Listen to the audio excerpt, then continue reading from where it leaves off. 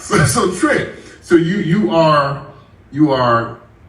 about to get on the plane. The career is coming to an end. You got a son on the way, and then you get an inkling, an urge, a premonition, an epiphany that maybe there's another calling on your life. That maybe being a professional athlete was only a part of your story, and you transition into being a motivational speaker. And what I want to know is, how do you do that?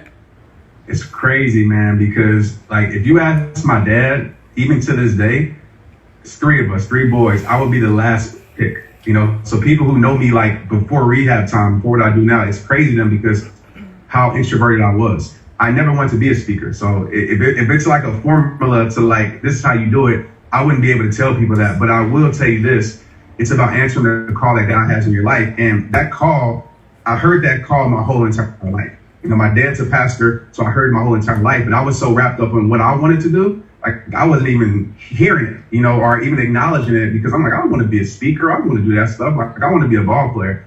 But it took, you know, tragedy. It took one of my best friends committed suicide and going to his service and realizing that, you know, there's so many people that were in my position where I feel like I lost everything, and maybe it's not sports, it's something else. And it was a promise that I made to him that I would live the rest of my life helping people like know their self-worth and stepping into my fear and stepping outside of my comfort zone. I just shared my life online. Like I had no idea it would be here. And I just realized people, we all have the same struggles, right? They're different, but they're still alike. And people just related to the message. You know, it's an amazing, first of all, Trent, let me tell you how great you are, all right? And I'm being serious. You know, I'm goofy most of the time, but I'm being serious now. This is my serious face. Let me tell you how great you are. You reached the height and the pinnacle of a profession you weren't supposed to do. You know how many people desperately trying to become NFL and NBA players, professional athletes, and to a great degree, this is something that they put everything in and is what they're supposed to reach after.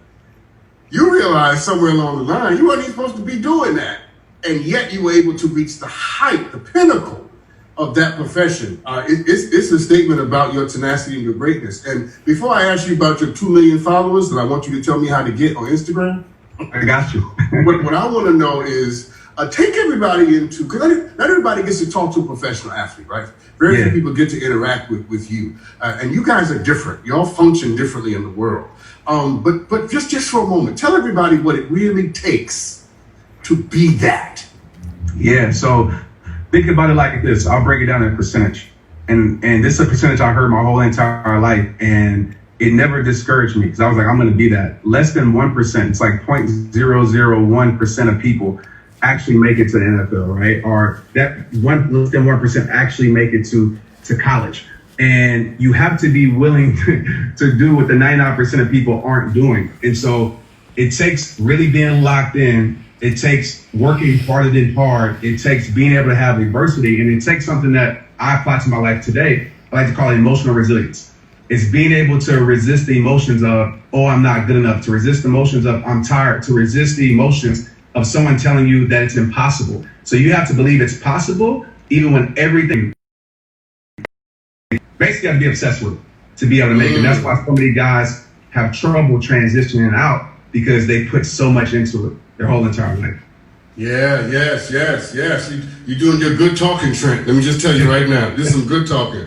Because I believe greatness is the willingness to look like a fool. I believe that. So that brings us to the book. We're gonna get to them 2 million followers. I promise you. Yes, sir.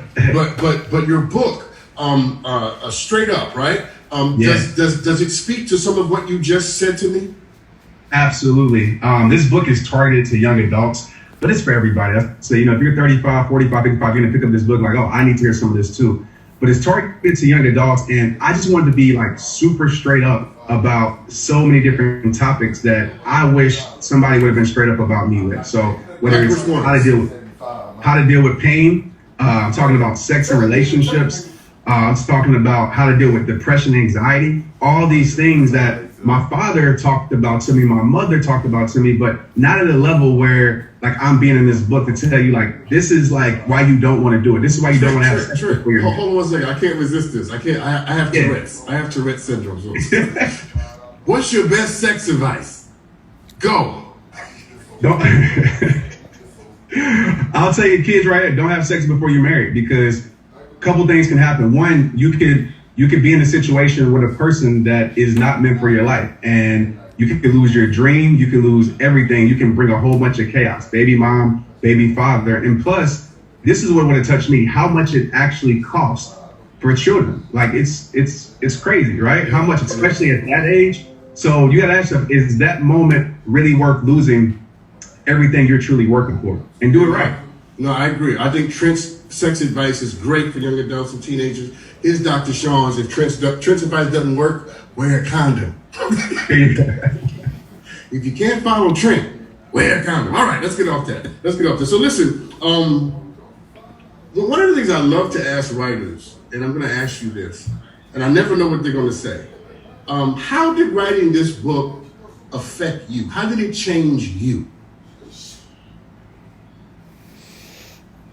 Every time I write a book, I have to go revisit. You brought that up earlier, right? I have to go revisit times in my life that maybe I tried to forget about. And so it often brings up those emotions. Like I feel emotions. I'm just that type of person. So that, and also it always holds me more accountable. So I look myself in the mirror and say, okay, I'm teaching this, but how well am I doing living this? And so I'm always gonna hold myself accountable. It makes me look at my life and be like, okay, you need to get this in check, because perfection doesn't exist. But if I'm gonna preach something, I'm gonna try very, very hard to make sure I practice it as best as I can. Yeah, no, that's good stuff. That's good stuff. And so if you had to boil the message of the book down to a singular kind of thought or a singular expression, what is this book's great message to the world? It's a message of responsibility, looking yourself in the eye and realizing that you're responsible for your life. And when you read this book, there will be no more excuses on blaming and complaining or anything else, because these are the tools that's really going to help your life moving forward. Yeah, you have a concept in the book that I thought was very interesting, where you say we should burn some bridges. Absolutely. Say more about that. Come on. Yeah, people say don't burn bridges, and I agree to an extent, right? There's certain bridges we shouldn't burn for misunderstandings and stuff like that. But if we're being real, there's certain bridges in our life that need to be burned, because there's certain things our life cannot afford to go back to. Whether it's people, whether it's our own habits.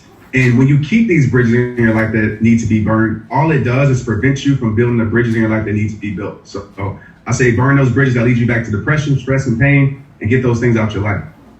Yeah, I agree with that. I agree with that. The people who know me know that I agree with that. I will burn your bridge so you can't cross it. I'm not worried about me crossing. I don't want you crossing. You don't want them to follow you. You can't come with me. Look. That's what Abraham should have did with Lot. He should have left him. Everybody can't go, but that's another sermon. I don't have time to preach it tonight. So listen. I got 2 minutes left, and I want to ask you a couple of things. First, let me ask you this, because you're very interesting to talk to. You have such an easy way about you, and such a generous. I can hear your shyness, but I can also hear how you've overcome it to be able to do what you do. So here's my question, oh great Yoda one.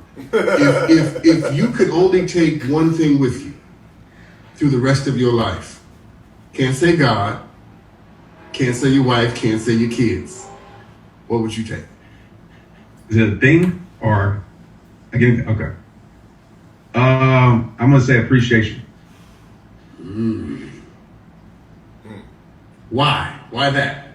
Because I believe it's a superpower of life. I've been able to travel and been through all walks of life, and I've seen people that had nothing but just appreciated life. And this guy told me this one time. I was in Fiji. He told me this, and I'll never forget. He said, when you learn to appreciate everything that you have, you realize that you have everything that you need. And I know appreciation produces peace in people's lives. And as long as I have peace, I'll be okay.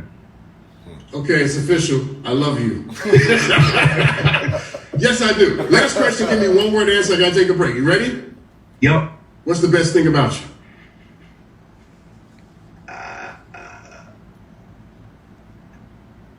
Empathy. I love it. Listen, everybody. Trent Shelton is the man. Pick up his book straight up. Buy the book, because if the book is anything like this conversation, it's worth reading. You don't have to be a young adult, because I think Trent has more to say to the rest of us, or as much to say to the rest of us as he does to them. Trent, thank you for coming on, man. I really appreciate your time. Thank you, brother. Thank you, Dr. Sean. I appreciate you, man. You're a good man, brother. You're a good man. We're going to stay in touch. Listen, coming up next is Dr. Elijah Nicholas. He's going to talk to us about his book and the powerful way his book is shaking up the world. We'll be right back. You're watching The Book of Sean on Fox Soul. Always almost forget my name. I'll be right back.